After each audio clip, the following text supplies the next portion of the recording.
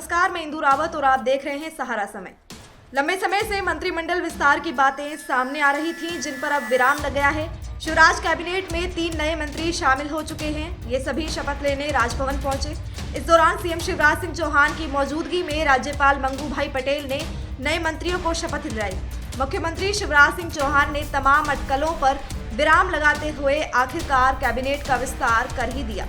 मध्य प्रदेश विधानसभा चुनाव से 2 महीने पहले 3 नए मंत्रियों को शपथ दिलाई गई है।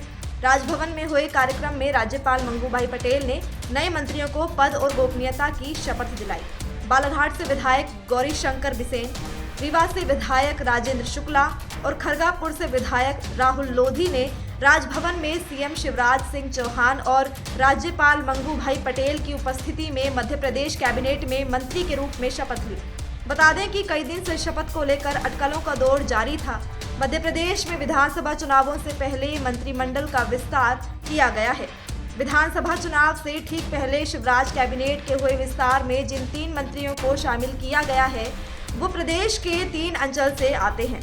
मंत्रिमंडल में कैबिनेट मंत्री बनाए गए राजेंद्र शुक्ल विंध्य क्षेत्र से आते हैं और उनका विंध्य की राजनीति में खासी पकड़ है। अगर बात करें 2018 के विधानसभा चुनाव की, तो विंध्य में भाजपा को खासी बढ़त मिली थी और विंध्य में आने वाली 30 विधानसभा सीटों में से भाजपा ने 24 सीटों पर जीत हासिल की थी। वहीं इस बार विधानसभा चुनाव को लेकर भाजपा को विंध्य में कांग्रेस के साथ आम आदमी पार्टी से कड़ा मुकाबला करना पड़ेगा। ऐसे में विंध्य की सियासत को साधने के लिए भाजपा ने राजेंद्र शुक्ल को मंत्री बनाया है।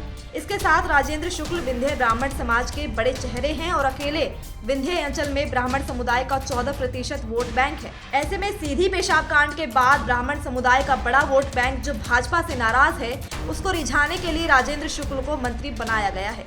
वहीं शिवराज सरकार में आज कैबिनेट मंत्री की शपथ लेने वाले बालाघाट से भाजपा विधायक गौरीशंकर बिसेन महाकौशल क्षेत्र का प्रतिनिधित्व करेंगे। दरअसल शिवराज कैबिनेट के चौथे में महाकौशल से अब तक केवल रामकिशोर कांवरे ही थे। ऐसे में महाकौशल क्षेत्र, जहां से कांग्रेस अध्यक्ष कमलनाथ भी आते हैं, वहां की सियासत को साधने के लिए भाजपा ने अपने सीनियर नेता गौरीशंकर बिसेन को फिर मंत्री बनाया है। अब तक बालाघाट से ही आने वाले रामकिशोर कांवरे को राज्य मंत्री बनाया गया।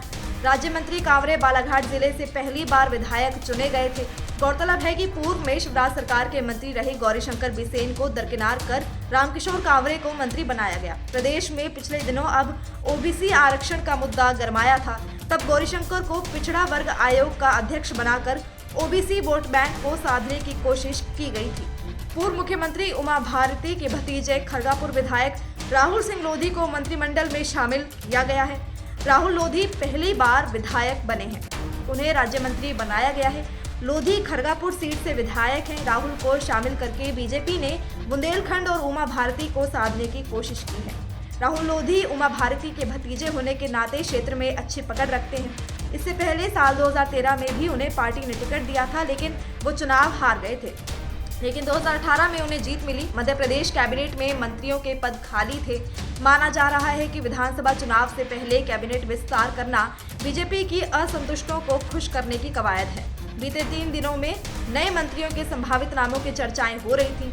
कई नेताओं के नाम सुर्खियों में थे और उनके मंत्री बनाए जाने के कयास लगाए जा रहे थे। फिलहाल इस खबर में इतना ही। देश दुनिया से जुड़ी तमाम न्यूज अपडेट्स के लिए आप जुड़े रहें सहारा समय के डिजिटल प्लेटफॉर्म के साथ। धन्यवाद।